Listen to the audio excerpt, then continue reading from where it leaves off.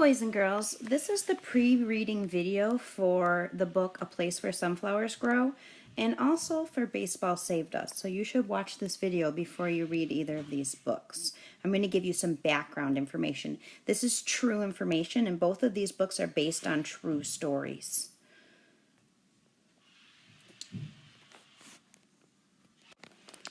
Back in 1941, that's before I was born, even before my mom was born, there was a war going on called World War II. And during that war, Japan bombed the United States at a place called Pearl Harbor, which is in Hawaii. And this made the United States very upset.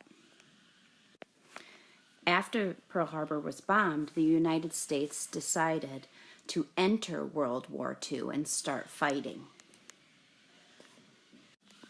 The U.S. was very upset with Japan. However, there were many Japanese people living in the United States. They were called Japanese Americans, and they cared about the United States, and many of them were citizens. They had nothing to do with the decision to bomb Pearl Harbor. They loved the United States. The U.S. government decided that they didn't trust these Japanese Americans, and the president at the time, Franklin Delano Roosevelt, he agreed that these Japanese Americans should be sent to what are called internment camps, which were essentially prison camps. So they made over 100,000 Japanese Americans get on buses and they drove them to the middle of the desert and put them in these camps that were surrounded by barbed wire fences.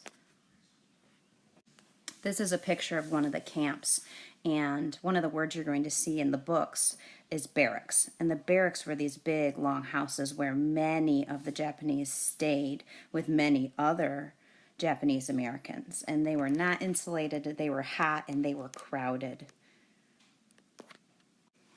They had to share bathrooms, and these bathrooms were sometimes referred to as a latrine. You will see that word in one of the books. Since these camps were in the middle of the desert, they didn't have sources for water, so they had to dig ditches from a stream or a river somewhere somewhat nearby, and they dug these ditches called irrigation ditches, and that would bring the water in. So you'll see that word in one of the books.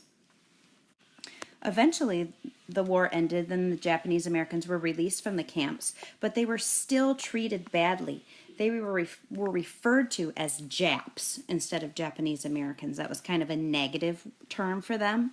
And even though they had done nothing wrong, not one of them had been found to do anything wrong for the United States, people were still treating them poorly and discriminating against them. Another term you're going to see in the book is the parents resign themselves to the camp. And when you resign yourself to something, it kind of means you just give up and you accept it. So in one of the books, the parents have kind of given up and accepted the camp, but the kid still has hope to get out of the camp and get back home.